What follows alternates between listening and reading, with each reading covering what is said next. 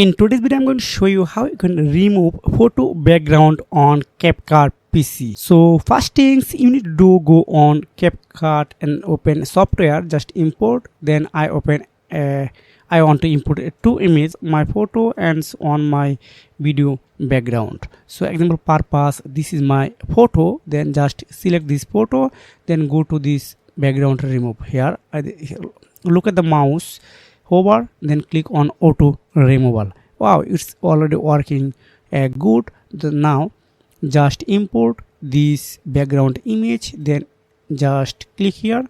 Wow, you can see this already working really well.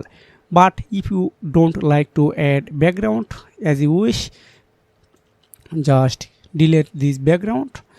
So just photo here. So this is the method you can remove a background on CapCut PC. If you have any questions, comment below. If you have found this video helpful for you, make sure like and subscribe this channel. See you again. Take care.